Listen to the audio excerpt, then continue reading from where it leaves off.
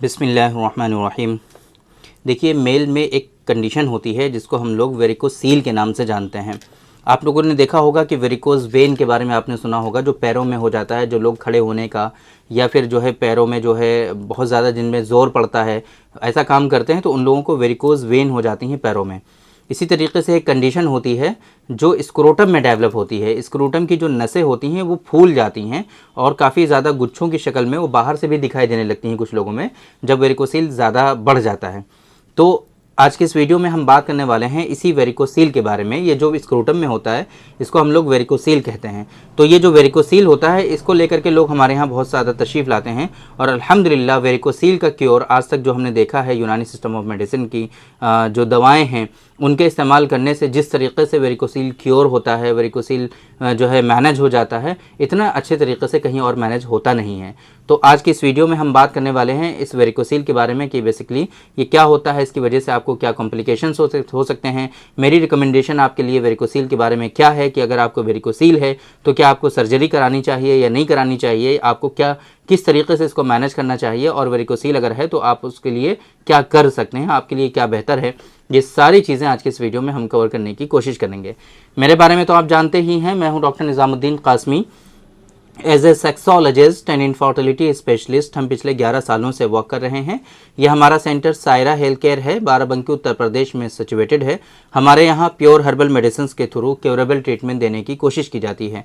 अगर आपको sexual disorders हैं, अगर आपको इनफर्टिलिटी है, आप ट्रीटमेंट करा करके परेशान हो चुके हैं और आपको कोई आराम नहीं हो रहा है या वेरिकोसील से रिलेटेड आप बहुत परेशान हैं, तो आप एक मरतबा हमारे सेंटर सायरा हेल्थ केयर तशरीफ़ ला सकते हैं। ये सायरा हेल्थ केयर बाराबंकी उत्तर प्रदेश में सिचुएटेड है। बाराबंकी बस स्टॉप और रेलवे स्टेशन से बिल्कुल वॉकिंग डिस्टेंस पर है। आप आराम से टहलते हुए हमारे यहाँ बाराबंकी बस स्टॉप और रेलवे स्टेशन से टहलते हुए तशरीफ़ ला सकते हैं।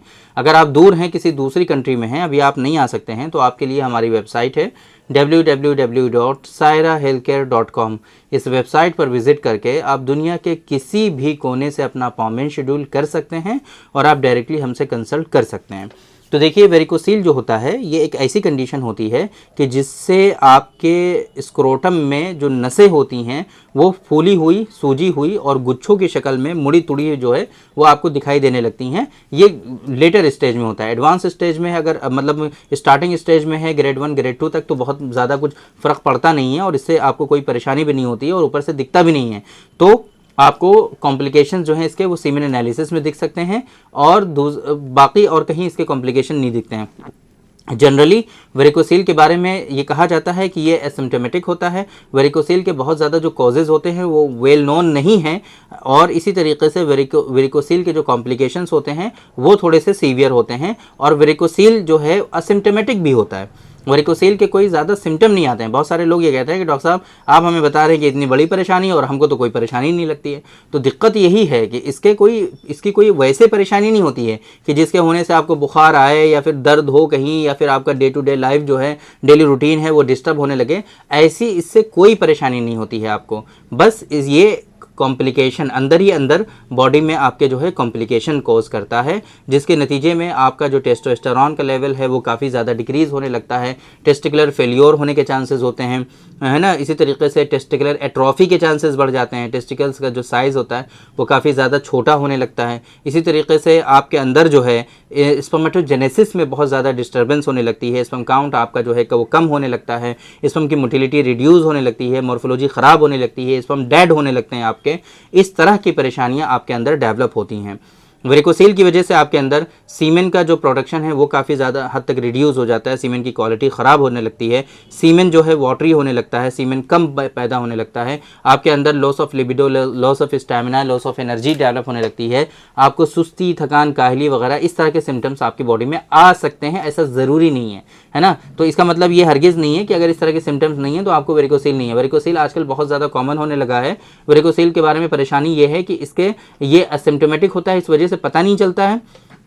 आफ्टर मैरिज जब आप लोग प्लान करते हैं बेबी के लिए, तो ऐसी कंडीशन में जब आप काफ़ी टाइम गुजार देते हैं, स्पेंड कर देते हैं 1 से 1.5 साल, और आपकी वाइफ जो है वो कंसीव नहीं हो पाती हैं, तब आप सीमेन एनालिसिस कराते हैं। तब जाकर के पता चलता है कि अरे सीमेन एनालिसिस में तो प्रॉब्लम है, इश्यूज़ हैं उसमें, है ना। तो फिर ऐसी कंडीशन में उसको डायग्नोज करने के लिए प्रॉपर वे में जब आप इन्वेस्टिगेशंस कराते हैं, यूएसजी स्क्रोटम कराते हैं, तो उसमें पता चलता है कि अरे आपको तो वेरिकोसील है।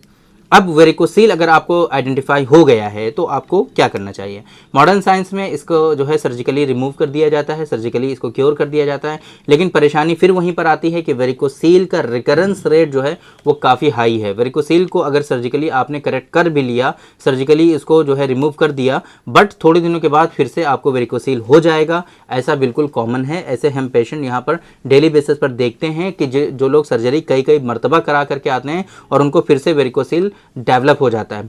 तो क्या सर्जरी इसका प्रॉपर इलाज है? हरगिज़ नहीं है। सर्जरी से आपका वेरिकोसील कंप्लीटली क्योर नहीं होता है। ऐसा नहीं है कि आप एक मतलब सर्जरी करा लेंगे दोबारा से आपका वेरिकोसील नहीं होगा कभी भी। तो इस वजह से सर्जरी तो एक बेहतर ऑप्शन नहीं कंसिडर करते हैं।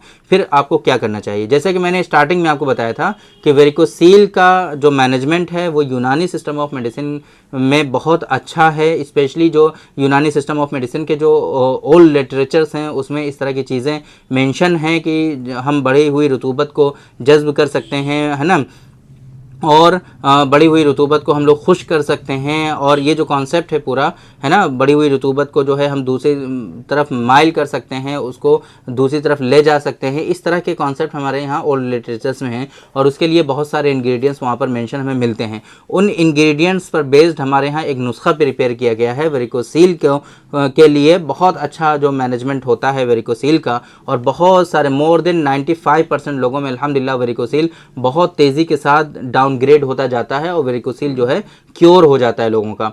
तो अगर आपको इस तरह की कोई परेशानी है तो आप जो है डॉक्टर कासमीज़ नुस्खा नंबर 145 जो है वो हाईली इफेक्टिव होता है वेरिकोसील के मैनेजमेंट के लिए, है ना। वेरिकोसील को क्योर करने के लिए आप डॉक्टर कासमीज़ नुस्खा नंबर 145 का इस्तेमाल कर सकते हैं। बहुत सारे अनगिनत पेशेंट ऐसे हैं कि जिनको वेरिकोसील था और इस नुस्खे के इस्तेमाल करने से उनका वेरिकोसील क्योर हो गया है। अब प्रिकॉशंस होते हैं वेरिकोसील के, वो हम बार बार अपने पेशेंट को बताते रहते हैं और कई सारी वीडियोस में भी आप लोगों को बताया हुआ है, वो अभी हम रिपीट नहीं करना चाह रहे हैं। वो प्रिकॉशंस और कुछ एक्सरसाइजेज जो होती हैं वेरिकोसील की, वो सारे आप फॉलो करते रहेंगे लॉन्ग लाइफ, तो फिर ऐसी कंडीशन में आपको वेरिकोसील का रिकरेंस भी नहीं होगा। वेरिकोसील आपका ठीक भी हो गया, वेरिकोसील की प्रिकॉशंस फॉलो कर रहे हैं तो उसका रिकरेंस भी नहीं हो रहा है। तो अब जाहिर सी बात है जो आपको जो कॉम्प्लिकेशंस हुए थे, अगर उसका ट्रीटमेंट आप सही से कर लेंगे तो इंशाल्लाह वो कॉम्प्लिकेशंस भी आपके रिजॉल्व हो जाएंगे और सीमेन एनालिसिस भी आपका नॉर्मल हो जाएगा। फिर क्या कहने, सीमेन एनालिसिस नॉर्मल है, आपकी वाइफ नॉर्मल है, आप लोग सेक्सुअल इंटरकोर्स करेंगे, इंशाल्लाह आपकी वाइफ कंसीव हो जाएंगे, जो कि नेचुरली होता है ना।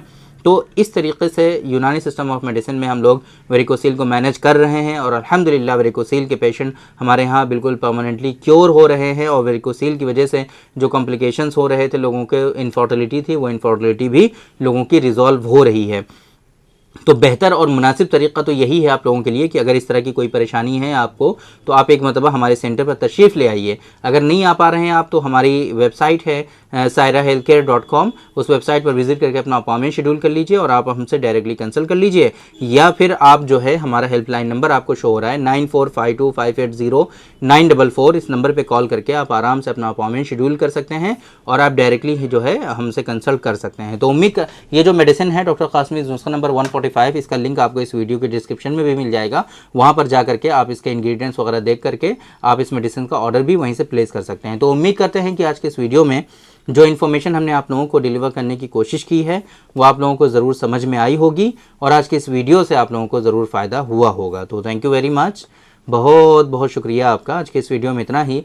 इंशाल्लाह कल फिर मुलाकात होगी आपसे एक दूसरे वीडियो में, हम डिस्कस करेंगे आपसे एक दूसरे टॉपिक पर। तब तक के लिए आप हमें इजाज़त दीजिए। अस्सलामु अलैकुम।